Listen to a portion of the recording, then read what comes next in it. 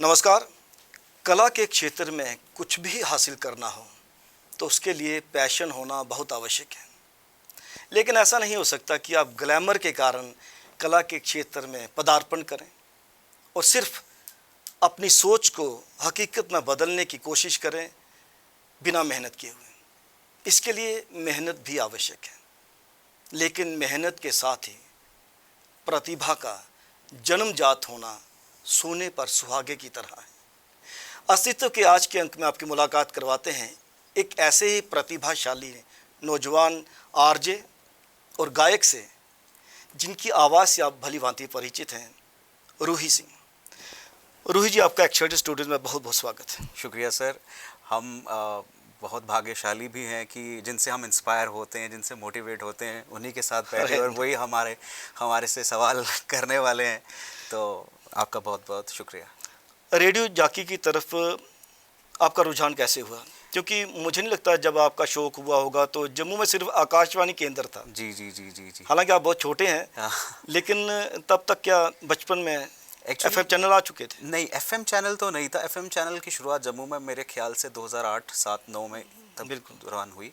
और उससे पहले फादर साहब को हम रेडियो में सुनते थे। तो बचपन से ही अगर घर पे सबसे पहला अगर आप पूछें कि आपके घर पे खिलौना था कि नहीं था, तो हमारे लिए घर पे खिलौना हमारा रेडियो था जी।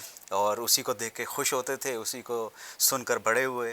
तो दर्शकों के साथ में एक बात और साझी करता चलूँ कि रूही जी के फादर सूरज सिंह जी अपने आप में लिविंग लेजेंड हैं। हम सभी उनसे भली भांति परिचित हैं। बेहतरीन गायक, उन्होंने शास्त्रीय संगीत भी गाया, उन्होंने लाइट म्यूज़िक भी गाया और गज़ल भी गाई और फोक के तो मास्टर हैं जी। तो आपको शौक़ पड़ा? हाँ, गाने का भी? गाने का शौक़ तो था ही। और जीन्स में था मुझे लगता है, और अभी भी है ही है। और आप बोलें कि आपने सीखा है तो मैंने नहीं सीखा, मैंने सिर्फ सुना है उनसे। और जब फादर साहब बचपन में उन्हें गाते हुए सुनते थे तो बहुत मज़ा आता था और पता लगता था कि अच्छा ये इस तरीके का म्यूज़िक है, ये उस तरीके का म्यूज़िक है। जब पापा रियाज़ करते हैं तो आप बैठते हैं साथ में? नहीं, सिर्फ सुनते थे दूर से उस कमरे में, और मार बड़ी पड़ती थी इसलिए भाग जाते थे। अच्छा। मेरी सिस्टर जो है जूही सिंह, उन्होंने सीखा है। अच्छा। और फिर वो देख देख के कि रूही तू देख ले, तेरी जो बहन है वो कितना अच्छा गाती है, तू क्या कर रहा है? तो फिर मैंने ऐसे ही अपने एक दोस्त हुआ करते थे अरविंद जी, जो अब इस दुनिया में नहीं है, उनके बेटे शुभदीप सिंह। तो 2010 के करीब मैं उनके पास गया तो मैंने बोला कि ऐसा सा गाना है, मैं ब्रायन एडम्स का बहुत बड़ा दीवाना हूँ। अच्छा। तो अरे ब्रायन एडम्स, तब तो मतलब इंग्लिश। अच्छा। लानू रिची का गाना था हेलो। अच्छा। एक गाना था वो मैंने सुनता था क्योंकि फादर साहब जब ZTV सारेगामा जीत कर आए तो वो वॉकमैन CD आती थी, वो बहुत पुराना दौर था। तो तब वो इंग्लिश CDs लेकर आए तो तब वो सुनते थे। तो मैंने शुभदीप को बोला, मैंने वो कवर गाना गाना है। तब शायद किसी को पता भी नहीं होता था कि कवर। अभी याद है आपको वो गाना थोड़ा सा? हाँ, वैसा है। To really love a woman, to understand her, you gotta know her deep inside. ऐसा ही कुछ था, मुझे थोड़ा थोड़ा याद है, लेकिन बहुत अमेजिंग गाने थे। तो उनको सुना, उनको गाया, तो उन्होंने बहुत हेल्प की। शुभदीप ने म्यूज़िक बनाया, बहुत बेहतरीन म्यूज़िक बनाया, और इस तरीके से शुरुआत हुई। फिर किसी ने मेरे फादर साहब को बोला कि सूरज सिंह और जी थोड़े मोड़े ने तो बड़ा अच्छा गाना गाया, तुमने सुने नहीं अंग्रेजी गाना हमारा? देखे नहीं, भी नहीं पता। फिर किसी और ने बताया, मैंने नहीं बताया क्योंकि शर्म करते कि क्या पता अच्छा गाया कि नहीं गाया, लेकिन किसी और ने बताया क्योंकि सोशल मीडिया चलाते थे तब भी। हम यूट्यूब पे डाला तो किसी ने सुना तो उन्होंने बोला नहीं, उनको बहुत प्राउड फील हुआ कि जब किसी और ने बताया कि आपके लड़के ने आपसे भी अच्छा गाया। तो पापा ने आपको आशीर्वाद दिया? बहुत आशीर्वाद दिया, आज उन्हीं का आशीर्वाद है यहाँ तक बैठे हैं जो। जी जी। हाँ। तो फिर उसके बाद आपने विधिवत तौर पे गाने गाना आरंभ भी किए? नहीं, मैं शौकिया तौर पे तो हाँ बीच में गाते थे। फिर मेरे को शौक पड़ा क्योंकि फादर साहब के मतलब बहुत सारे लोग आते थे, इंटरव्यूज़ होते थे, न्यूज़ चैनल में उनके इंटरव्यूज़ होते थे। तो मुझे एक शौक आ गया कि नहीं, इस फील्ड में जाऊंगा। अच्छा। मीडिया के फील्ड में जाऊंगा। तो मैंने कॉलेजेस ढूंढने शुरू किए। तो किसी ने मुझे बोला कि चंडीगढ़ में है, आप जाओ वहाँ पर। तो मुझे भी लगा चंडीगढ़ है जी, जम्मू वाले हब है। तो आर्टिस्ट के लिए तो चंडीगढ़ हब है। तो उस टाइम पे तो खैर बहुत यंग थे, तो दूसरे तरीके से भी सोचते थे कि हाँ वहाँ पे गर्लफ्रेंड भी बनेगी। वो भी होगा। जम्मू में मुश्किल है पकड़े जाने का। तो वहाँ कोई पकड़ नहीं सकता। तो चंडीगढ़ चले गए। तो फिर जर्नलिज्म की पढ़ाई मैंने की वहाँ पर। और 2011 में फिर मैंने गाना गाया be with me for ever in love. English? नहीं, हिंदी में ही था। अच्छा अच्छा। लेकिन बनाया शुभदीप नहीं था। मेरे काफ़ी गाने शुभदीप जी ने बनाए। और यंग थे वो भी उस टाइम पे मेरी तरह। अब तो हम बिल्कुल, 32-33 साल के हो गए, तो खैर अपने आप को फिर भी यंग ही बोलेंगे। तो तब वो गाना गाया, तो वो गाना काफ़ी, कॉलेज में थे तो अच्छा, बहुत जल्दी चंडीगढ़ कॉलेज अच्छा, बहुत जल्दी फेमस हो गए। अच्छा, तो वो गाना वहाँ पर भी चला। वो गाना था इस तरीके से, आँखों ही आँखों में ये ना जाने तूने क्या कह दिया, मेरी जाने मन जाने जा, क्या बस तुमसे ही प्यार है, दिल मेरा बेकरार है, मेरी जाने मन जाने जा, जी सकूंगा ना मैं तेरे, ऐसे इस तरीके से कुछ क्या था। बात है। Be with me forever in love, be with me forever in love, you're my heart, you're my soul, you're my love, be with me my love। बात इस तरीके से कुछ था।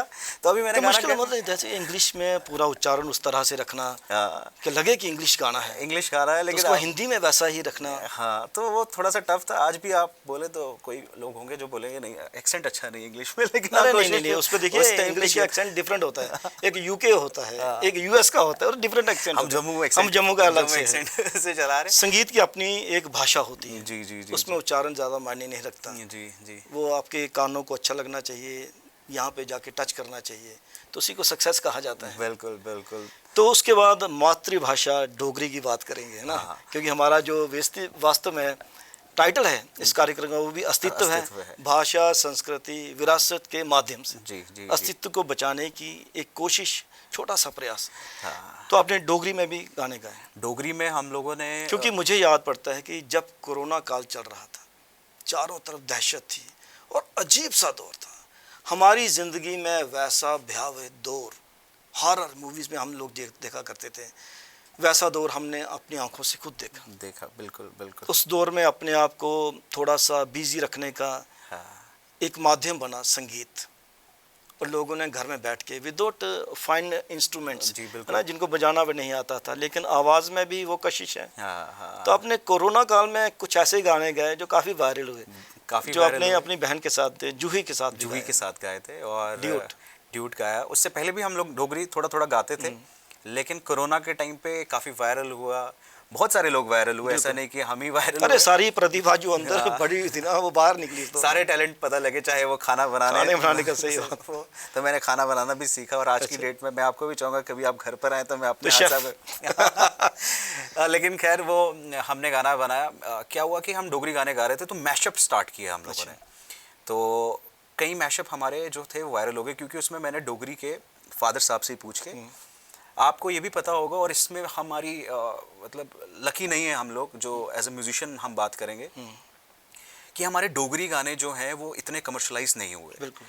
आज भी अगर हम क्योंकि हम एक्सपेरिमेंट करने से हमेशा झिझकते रहे हैं, और वो यूट्यूब पे भी आपको नहीं मिलते हैं। अगर आपको सुनने भी हो तो फिर वो ऑल इंडिया रेडियो में सुबह आपको उठना पड़ेगा, वहाँ पर आपको गाने सुनने, और उसमें आपके पापा के गाए हुए ज़्यादातर गाने मिलेंगे जो काफ़ी पॉपुलर है। हाँ।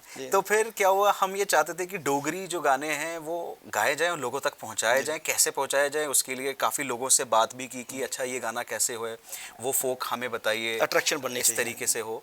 तो हमें कुछ गाने मिले, तो हमने क्या किया कि 1.5 मिनट के मतलब 1.5 मिनट 3 मिनट की वीडियो में 10 गाने गा दिए, छोटे छोटे मैशअप करके। तो वो गाने काफ़ी वायरल हुए और हिमाचल तक वो गाना पहुंच गया। क्यों, हिमाचल में डोगरी चलती है आपको, लेकिन हम लोग क्या कि ज़्यादातर हिमाचल के गाने अपने समझ के हाँ। यहाँ पे वायरल भी करते हैं, सुनते भी हैं, हाँ। अच्छे भी होते हैं। डोगरी कैसा लगा गोरिये पाड़े था बस ना, वो कितना प्यारा गाना कर्नल राणा जी का। इनकी भी एक बात है, मैं बताना चाहूँगा आगे चल के।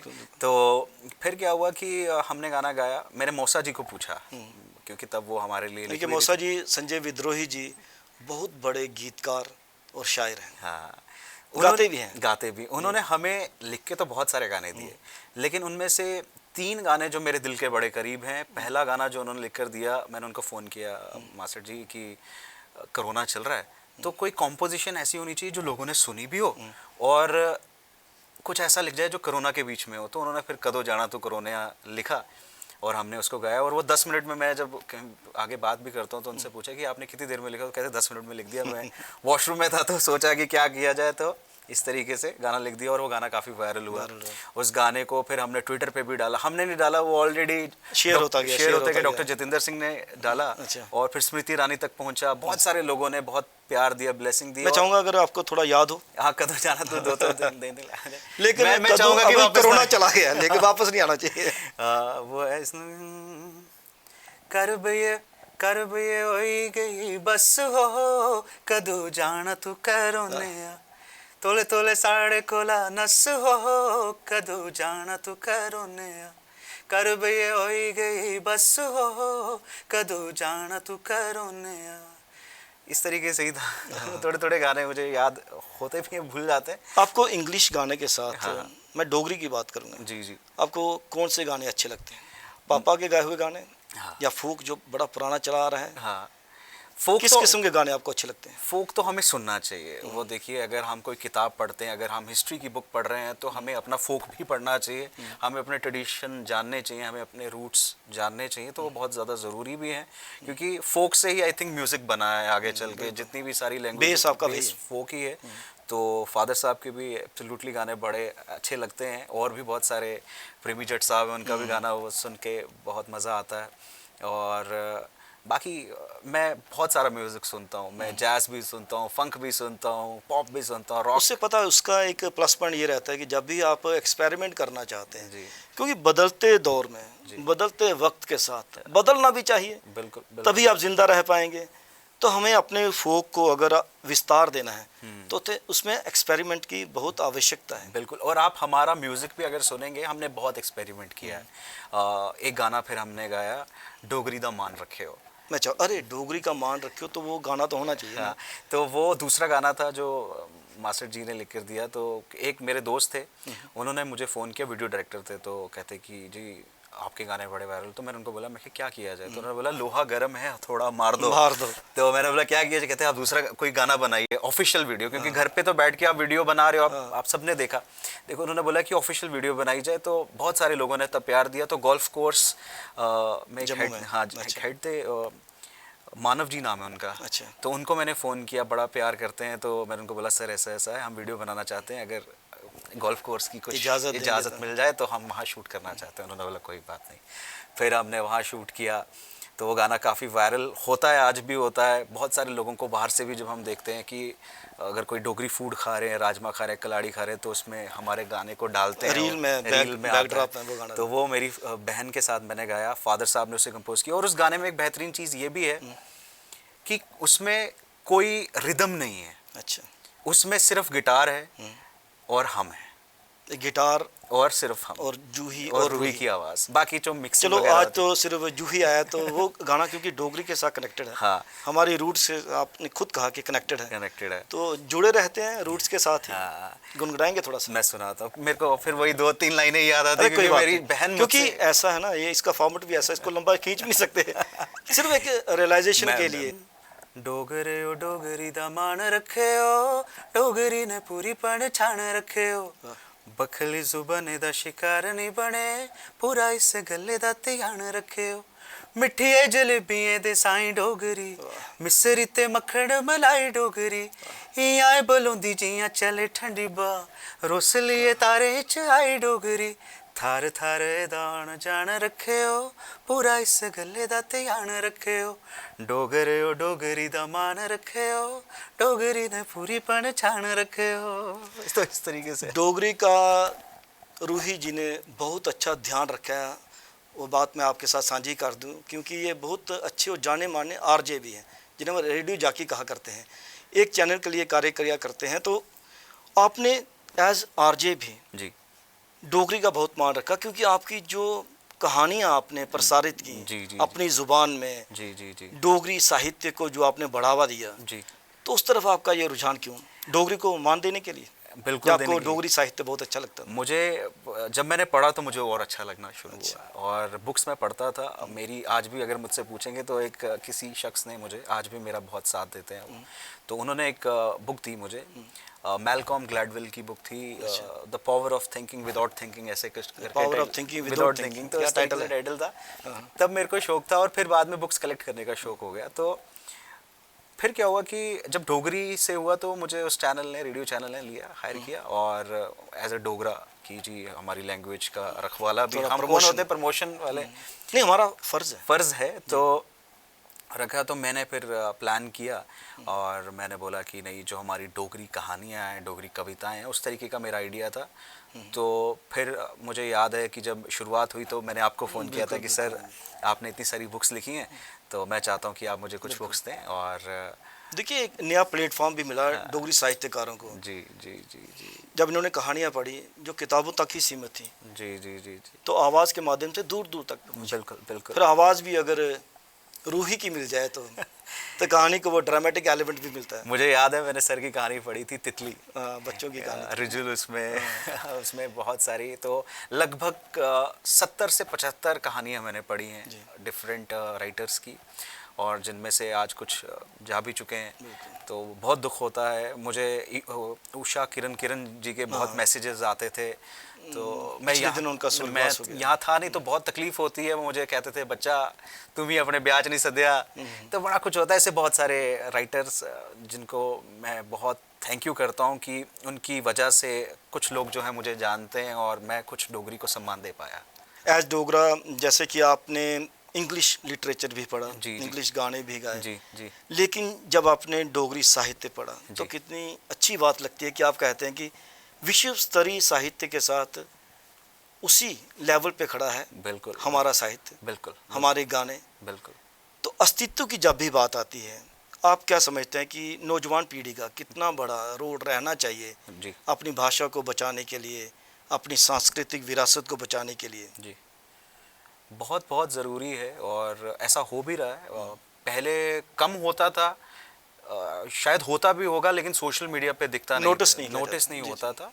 पहले शोज़ भी होते थे, लेकिन वो इतने दिखते नहीं थे। आजकल थोड़े बहुत दिखने शुरू हो चुके हैं, और ज़रूरी भी है। हम जैसों को आगे आना चाहिए और अपनी डोगरी को और सम्मान देना चाहिए, डोगरी को और आगे तक लेके जाना चाहिए। बाद में ये ना कोई लोग कहें कि जी दूसरी लैंग्वेज की आप बहन बन के बैठी हो, उनसे ऊपर ही जाना चाहिए, बड़ी बहन बनना चाहिए डोगरी को, मैं तो ये मानता हूँ।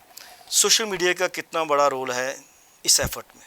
सोशल मीडिया का तो बड़ा जिस तरह से आजकल मातृभाषा को प्रमोशन दिया जा रहा है, और बहुत सारी बातें भी, लड़ाइयाँ भी हो रही हैं। हाँ चलो ठीक है, लड़ाइयाँ भी हो रही हैं, लेकिन एक प्रमोशन मिल रहा है, आगे बढ़ने का रास्ता भी हमवार हो रहा है। बिल्कुल, क्योंकि मैं कहता हूँ कि क्रिटिसिज्म होना चाहिए, लेकिन क्रिटिसिज्म के बाद जो चीज़ बाहर उभर के आए बेहतर हो।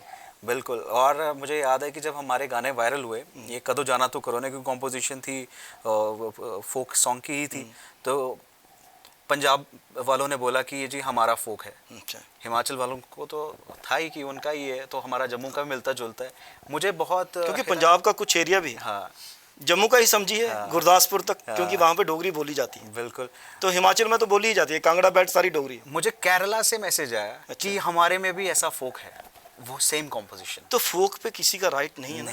नहीं है बिल्कुल। तब मुझे लगा, जब आपने खुद कहा कि फोक जो है वो पीढ़ी दर पीढ़ी चली आ रही विरासत है, बिल्कुल बिल्कुल, तो कहीं ना कहीं मैचअप हो सकती है।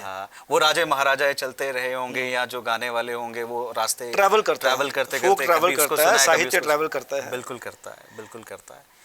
तो यही कोशिश है कि यूथ को और आगे आना चाहिए। अभी रिसेंटली मैं देख रहा हूँ कि बहुत सारे थिएटर प्लेस भी हो रहे हैं, और शुरुआत हुई है। अब वो शुरुआत कितनी देर तक चलती है, कितना सफ़र तय करती है, वो डिपेंड करता है, लेकिन शुरुआत हो रही है। कितनी खुशी आपको अनुभव होती है जब आप देखते हैं कि बड़े बड़े जो रीलें हैं वायरल हो रही हैं, उनके बैकड्रॉप में डोगरी गाने हैं? डोगरी गाने बहुत, क्योंकि आपके भी कई गानों को यूज़ किया गया है रीलों में, किया गया है, और रेवोल्यूशन है, क्रांति है। बिल्कुल क्रांति है सर। क्रांति तब है कि अगर आज हम कोई पंजाबी गाना देखते हैं, तो उसमें अगर लेट सपोज कि 50 मिलियन व्यू है, तो हमारे डोगरी गाने में भी है। हमारे नहीं है, लेकिन ऐसे आर्टिस्ट हैं, चमन लहरी जी की अगर बात करें तो उनके गाने में है। सरस भारती की बात की जाए, और भी बहुत सारे, सोनाली डोगरा जी की बात की जाए, तो उनके व्यूज़ हैं। तब हम कह सकते हैं जी नहीं, कंपटीशन है, लेकिन हम सिर्फ एक जगह पर मार खाते हैं, एक इंफ्रास्ट्रक्चर, एक हमारे पास वो जगह नहीं है जहाँ पर हम लोग उस चीज़ को बनाएं, मिलाएं। और जिस तरीके से पंजाब में होता है, हम लोगों के पास इन्वेस्टर्स नहीं है। हमें इन्वेस्टर्स की ज़रूरत है।